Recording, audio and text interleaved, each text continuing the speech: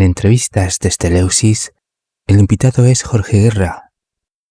¿La historia está repleta de operaciones psicológicas? La historia en sí misma es una operación psicológica desde el punto de vista en que los seres humanos desconocemos cuáles son los motivos y las razones de nuestra existencia. Basta con echar un vistazo a los principios de esta civilización para comprobar que algo hubo, algo muy extraño, a lo cual, por supuesto, la oficialidad no nos da respuesta, ni tampoco las diferentes religiones, cuyo objetivo en realidad es otra operación psicológica dentro de esta macrooperación. Para mí, de las mayores operaciones que han alterado el rumbo de nuestra existencia son las religiones, porque nos desvían, desvirtúan nuestra razón de ser y existir, ¿no? Entonces, por centrarme en la pregunta, la historia en sí misma es una total operación psicológica desde el mismo instante en que somos humanos errantes, en el sentido en que no sabemos hacia dónde vamos. Por mucho que nos quieran inculcar ideologías, creencias y demás, la realidad es que no sabemos cuál es nuestro objetivo. Podemos algunos de nosotros disbar o filosofar en el sentido de nuestra razón de ser y existir, pero no nos podemos atribuir y estar en poder de la razón. ¿Son las operaciones psicológicas las que escriben la historia a través de acontecimientos políticos, sociales, económicos y culturales que están condicionados? Diría más bien que han existido y existen operaciones psicológicas que han escrito la historia. Sin embargo, por otra parte, también ha habido momentos, ha habido épocas en que no necesariamente ha sido una operación psicológica, sino que la humanidad ha transcurrido por unos tiempos en que no ha habido, también depende de qué parte del mundo y de qué tipo de grupos humanos, no ha habido una operación que les haya afectado directamente. Entonces, la historia está repleta de operaciones psicológicas, pero también está repleta de momentos en que no ha sido así. Me viene a la memoria una operación psicológica, por ejemplo, de las más conocidas fue la Revolución Francesa, que no es para nada lo que la oficialidad cuenta, ¿no? Un pueblo en armas contra el rey y toda esa historia que nos cuenta es una gran farsa, porque en realidad fueron unos pocos quienes montaron todo aquel cirio en una coyuntura idónea que también fue un tanto provocada. También tengo que añadir que para mí una de las mayores operaciones psicológicas de la historia, al menos que yo conozca, la llevó a cabo la nobleza negra veneciana de mano de uno de sus principales artífices, como fue Paolo Sarpi, que elaboraron algo tan, bajo mi punto de vista, tan trascendente y tan grave como trabajar, conspirar para que la humanidad se alejara de la búsqueda de lo trascendente, de lo espiritual, y se enfocara más hacia lo material. Es algo que la historia no contempla, algo que no parece no tener mayor importancia y sin embargo ha sido un punto de inflexión en la historia y como consecuencia el resultado ha sido la humanidad, la sociedad que vivimos hoy, que podemos detenernos en sus partes positivas y sus partes negativas, pero creo que estamos todos de acuerdo en que es una sociedad puramente materialista, en que hay individuos y hay determinados grupos humanos que estamos buscando algo más allá, pero por lo general la gran masa, gran parte de la humanidad vive inmersa en un proceso materialista que ha sido obra de una operación psicológica de gran calibre. En mi opinión, ha sido lo que ha cambiado desde el siglo XVII el rumbo de la humanidad, con lo, digamos, potente, lo grave que puede ser lo que estoy comentando. Jorge, has publicado recientemente el tercer libro de tu trilogía, titulado La nobleza negra, el imperio de la Tercera Guerra Mental. ¿Por qué has utilizado el concepto de guerra mental o guerra psicológica? Utilizo el concepto de guerra mental porque se acerca más a la realidad de lo que viene sucediendo. En realidad lo utilizo por dos razones. Una es esta que acabo de mencionar, que es lo que viene sucediendo, puesto que una vez y han pasado las dos guerras mundiales, muchos agoreros hablan de una tercera guerra mundial. y gran parte de ellos se basan en una falsa, como son las cartas entre Albert Pike y Giuseppe Mazzini. No existieron esas cartas. Y entonces, un poco para frenar esa idea de que la tercera guerra sería con armas de destrucción masiva o similares, y sin embargo, lo que estamos viviendo desde el final de la Segunda Guerra Mundial y tiempo antes, en realidad casi todo el siglo XX, es una guerra no contra la parte física de la humanidad, sino hacia la mente, ¿no? De ahí que la sociedad, después de la Segunda Guerra Mundial y los acuerdos posteriores y las organizaciones que se crearon, haya vivido inmersa en una guerra contra la mente del individuo. Aquí se puede entrecruzar la parte psicológica de la parte sociológica. Sin embargo, la parte sociológica no deja de ser una suma de manipulaciones individuales enfocadas hacia la psiquis del sujeto, ¿no? Que al ser la misma operación se convierte en sociológica. Creo que estamos de acuerdo en ello. Entonces, por ello, para mí no va a haber una guerra mundial tal como se conoce, una guerra destructiva con armas de fuego y con armas incluso tecnológicas y demás, porque no hay dos bandos. Una vez acabada la Segunda Guerra Mundial solo existe un bando, y para mí carece de total fundamento la idea de que este bando que ha construido este mundo capitalista con su vertiente comunistoide quiera destruir su obra. No le encuentro sentido. La Segunda Guerra Mundial fue una gran destrucción, sobre todo de Europa, pues porque había un bando que quería acabar con ese modelo geopolítico. Pero ahora no le encuentro sentido. Como mucho puede haber, y lo estamos viviendo, guerras locales y demás, pero un conflicto a nivel mundial no lo va a haber. Entonces, el conflicto que estamos viviendo, que es peor aún, es contra la mente. Basta con echar un vistazo a la sociedad para comprobar cómo la inmensa mayoría de la población ha sido manipulada en los últimos 70 años de tal forma que todos, yo me incluyo y creo que prácticamente todos nos incluimos, hemos sido víctimas de alguna manipulación psicológica que luego se convierte en sociológica por parte de engendros del poder como son la Escuela de Frankfurt, que hoy día está en pleno vigor con los temas de la ideología de género, el neofeminismo y demás, y sobre todo el Instituto Tavistock, ¿no?, que ha llevado a cabo operaciones psicológicas y sociológicas a nivel mundial impresionantes. Y a esto hay que añadirle los inicios un tanto que hoy podemos ver infantiles de Edward Bernays y demás, ¿no?, basados en el infame Sigmund Freud, que era su tío. Pues tal como habla el informe Iron Mountain, un mundo sin guerras lo buscaba, quien al final se impuso en el conflicto, pues porque no necesitaba esas guerras mundiales, y lo que ha hecho ha sido inventarse enemigos, ¿no? Pues dentro de este mundo consumista que estamos viviendo, donde nos moldean a su interés con respecto a tendencias y pensamientos y demás, a través de los medios de comunicación sobre todo, dentro de este mundillo que estamos viviendo, han creado unos enemigos como son el medioambientalismo, por una parte, por supuesto, la última pandemia que hemos vivido, un enemigo ficticio, y una tercera carta que guardan en la manga, como es la posibilidad de una amenaza extraterrestre. Eso está bien plasmado en un informe llamado Iron Mountain de los años 60, que ya hablaban de estos temas, a los cuales se suma, por ejemplo, lo que se tramó dentro del Club de Roma con respecto a la necesidad de que el mundo estuviera inmerso en un temor al medio ambiente, y lo estamos viviendo hoy día.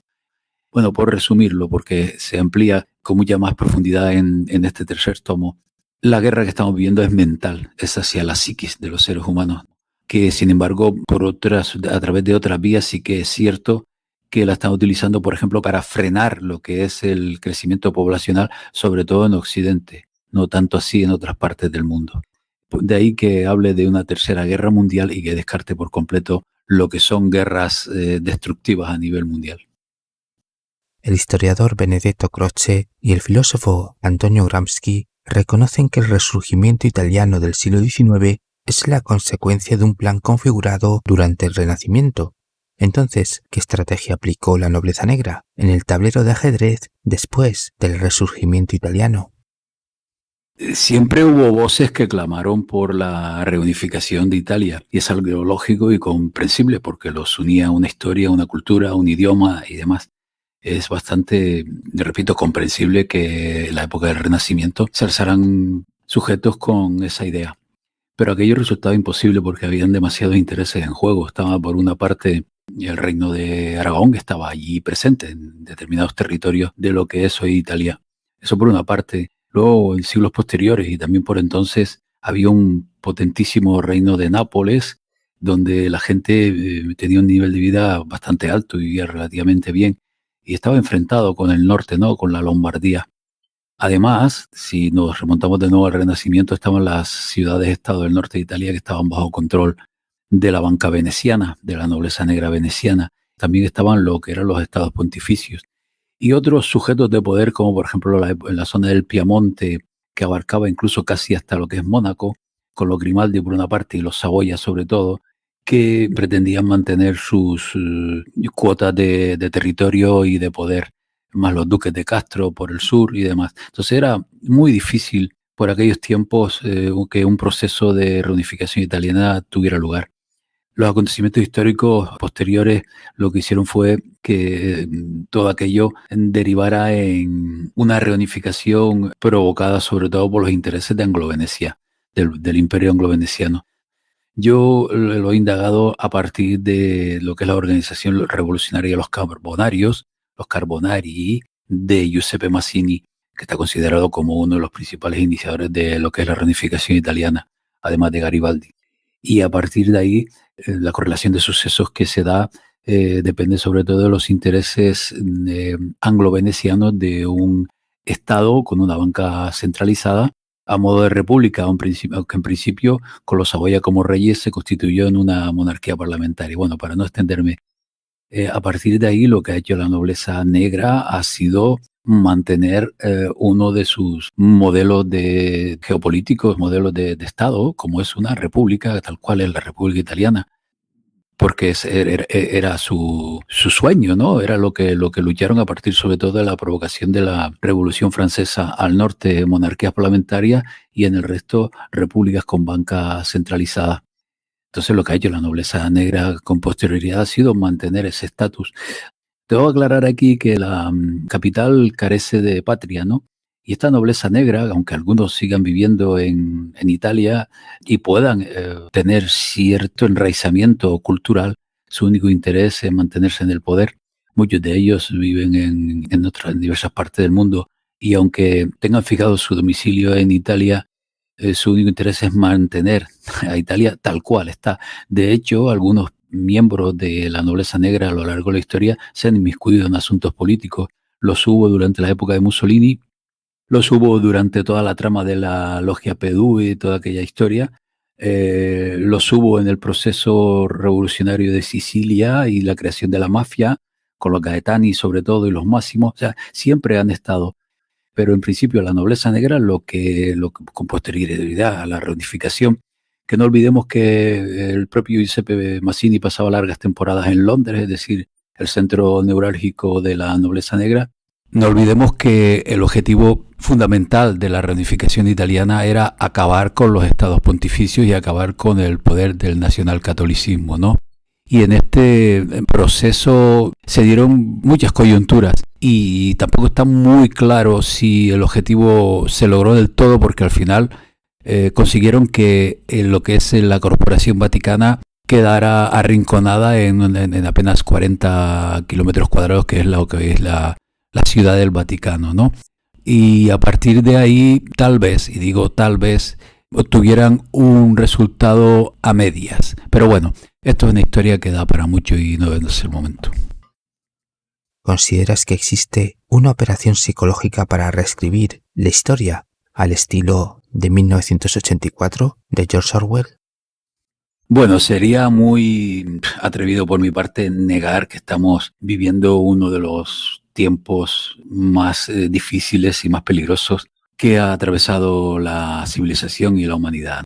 Y en esta coyuntura no puedo negar que corremos el peligro de que, sobre todo a través del control tecnológico, este grupo de psicópatas sea capaz de hacer un borrado histórico y reescribir de nuevo nuestra historia, porque ya en gran medida lo han hecho ya en el medievo con Joseph Scaliger y el jesuita Petavius, los cuales son los referentes de lo que es el academicismo histórico. No cabe duda de que ese peligro existe, pero de ahí a que lo logren, yo no lo veo tan fácil. No lo veo tan fácil, no veo tan fácil que esta gente alcance sus objetivos. Entonces, en este sentido, soy un tanto optimista, porque la verdad siempre va a prevalecer. Puede suceder que haya instantes en que esté opacada y que nos la oculten por un tiempo, pero el ser humano también tiene esa idea innata de la búsqueda en gran medida y de encontrar respuestas a todas sus dudas. Y muchas veces se encuentra en la historia y seguirá rebuscando y rebuscando y revolviendo para encontrar de nuevo lo que esta gente ha intentado ocultar. Así que el peligro existe, pero no lo tienen tan fácil, porque también, entre otras, por otras razones, porque también hay seres humanos que están trabajando para impedirlo o cuanto menos para resguardar lo que nos queda. Y luego también no se puede ocultar el sol con un dedo, en el sentido de que siempre van a aparecer reliquias, restos arqueológicos y demás que pongan de nuevo en cuestionamiento el borrado que esta gente pretenda. Hay que ser un tanto más realistas y más positivos en este sentido en cuanto a que sean capaces de borrar, de hacer un borrado histórico. No lo veo tan fácil.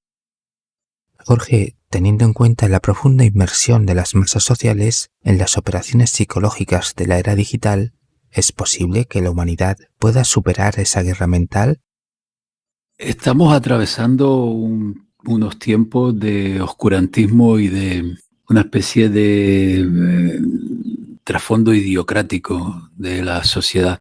Pero yo lo que intuyo es que será algo puntual y pasajero, que durará un tiempo y sin embargo, y como complemento a la pregunta anterior, la propia naturaleza del ser humano hace que busque y que indague y que intente encontrar las razones de su existencia y de lo que es su historia en esta tierra, ¿no? Creo que habrá generaciones que por propia naturaleza humana se volverán, se rebelarán contra este sistema impuesto, sobre todo en busca de respuestas, porque no las van a encontrar. No ha de ser una revolución violenta, ni ha de ser una revolución en las calles, sino es una revolución interior y espiritual, silenciosa en gran medida.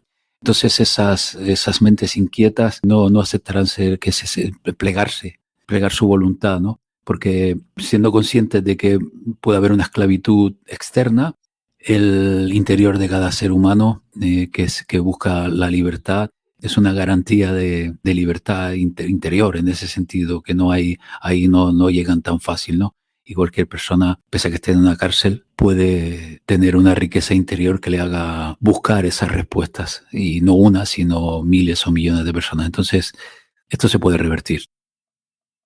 Carl Jung, Krishnamurti, Aldous Huxley y otros afirmaron que aquellos individuos que estuviesen realizando un trabajo interior podrían superar esas operaciones psicológicas y de control mental, así que defendían una revolución interna frente a esa guerra psicológica. Jorge, ¿estás de acuerdo con este punto de vista? Sí, estoy de acuerdo, y esto enlaza con la pregunta anterior y mi comentario. Estamos acostumbrados a que casi el propio poder nos aboque a revoluciones físicas, a revoluciones en las calles, violentas o no, culpar a otros de lo sucedido, a culpar a gobiernos, que no digo que no, y siempre buscar culpables y también respuestas en el exterior.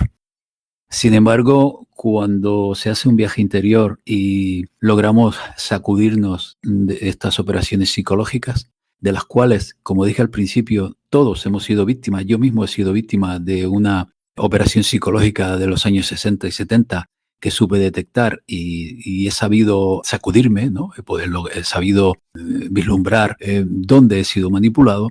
Y cuando eres consciente de esa manipulación, por supuesto, es imposible, repito, que penetre en tu interior. Soy de los que piensan que el camino es un proceso individual que llega un instante que nos vamos encontrando. El para qué, aún no lo sé, pero para sobre todo entiendo que para impedir que esas operaciones psicológicas nos afecten, ¿no? Y esa fuerza interior, esa libertad interior es muy potente y unida, por supuesto, que puede ser el instante en que esta humanidad por fin pueda sacudirse de todas sus cadenas y ser libre. Y añado que no necesariamente ha de ser toda la humanidad. Yo no soy de los que piensa que debo salvar a otros, ni luchar por otros. En principio, cada cual debe hacer esa búsqueda, ayudar y colaborar y ser en un momento determinado alguien que pueda aportarles algo, por supuesto, pero si el sujeto lo reclama. Entonces, en este proceso, estoy de acuerdo, es un camino interior. Yo utilizo la palabra surfear, ¿no? En el sentido de impedir, evitar que sus operaciones mediáticas, psicológicas, nos afecten para seguir avanzando y que llegue un momento en que los seres que nos consideramos libres, al menos en nuestro interior, tengamos posibilidades de alcanzar algún objetivo. Jorge, ¿nos presentas tu tercer libro? Y por cierto, ¿este será tu último libro sobre el tema en cuestión? Este tercer tomo de la trilogía sobre la nobleza negra penetra ya de lleno en nuestra época más contemporánea, entra en el siglo XX. El segundo tomo acabó a las puertas, ¿no? Apenas atisbando lo que se nos venía encima en este siglo XX. Y en este tercero me atrevo, diría yo, a dar una opinión sobre todo de una especie de asignatura pendiente que tenía, que es mi visión de lo que fue la Segunda Guerra Mundial. En realidad, primera y segunda, porque fueron una. Y aporto una tercera o una cuarta vía, la cual no ha sido expuesta por nadie, que yo sepa. Alguien se puede confundir en este sentido porque puede decirme que es que hay alguna que otra obra, hay algún historiador que habla de esta posibilidad. No lo hay. Entran en juego determinados grupos de poder y sin embargo mi aportación se basa sobre todo en que uno de estos grupos de poder tenía puesta su influencia en ambos bandos. Bueno, es un tema larguísimo, por supuesto, que he sido muy cuidadoso a la hora de exponerlo. No juzgo, sino simplemente analizo. Y una vez expuestas estas dos guerras mundiales y habiendo un vencedor, que es el mundo anglo-veneciano, a partir de ahí expongo lo que considero la tercera guerra mental. Y hablo de cómo, en principio, sobre todo a raíz del fabianismo, hay unos lazos que engendraron lo que fue la Escuela de Frankfurt y toda la manipulación marxista que estamos viviendo hoy día con el marxismo cultural, con la ideología de género, el feminismo. Y esta Escuela de Frankfurt se creó a comienzos del siglo XX. Enlazo lo que es la Escuela de Frankfurt con el engendro del Instituto Tavistock, y profundizo bastante en ello, aunque otros autores ya han hablado del Instituto Tavistock, pero nadie lo ha enlazado, que yo sepa, con la Escuela de Frankfurt y con el fabianismo. Y aporto datos ya conocidos, como son las 10 estrategias de manipulación de masas y demás. Profundizo en el informe Iron Mountain. Hablo de la mayor manipulación mental de la historia que la llevan a cabo los miles y miles de centros de adoctrinamiento jesuíticos que han producido millones de licenciados que han llevado a los más altos en determinados aspectos de esta sociedad. Y acabo con reflexiones propias con respecto a lo que considero que es la era de la posverdad y el capitalismo apocalíptico. Y me desmarco un tanto de tanta conspiranoia y de gran parte de la disidencia y aportando datos de lo que yo considero que estamos viviendo un proceso de, repito, capitalipsis, capitalismo apocalíptico, que nada tiene que ver con lo que se está hablando y que está basado sobre todo, pues una gran manipulación mental que es el miedo. Eso genera grandes beneficios para algunos, ¿no? Y al final del libro hablo de las principales familias de esta nobleza negra, pongo sus orígenes y demás, y un interesante esquema elaborado por mí y que diseñó un seguidor, un amigo, un esquema de poder, ¿no? De lo que es, digamos, la estructura jerárquica de control mundial que yo denomino nobleza negra, y que debo aclarar una vez más que no es solo nobleza negra veneciana, sino que esto por diversas ramas se extiende a lo que es la aristocracia, la nobleza y las monarquías europeas, y su centro neurálgico es el Vaticano. Bueno, también hablo de lo que considero que fue el Plan Kalergi. Hay un amplio capítulo dedicado a los Caballeros de Malta, una organización poderosísima. El tercer tomo comienza con el risurgimiento italiano, muy importante bajo mi punto de vista, porque fue el instante en que la nobleza negra se diversificó, ¿no? Y tomaron partida. Dedico un capítulo a Mussolini, en el que intento desmontar esa idea preconcebida de que el socialismo lleva hacia el fascismo. Es falso.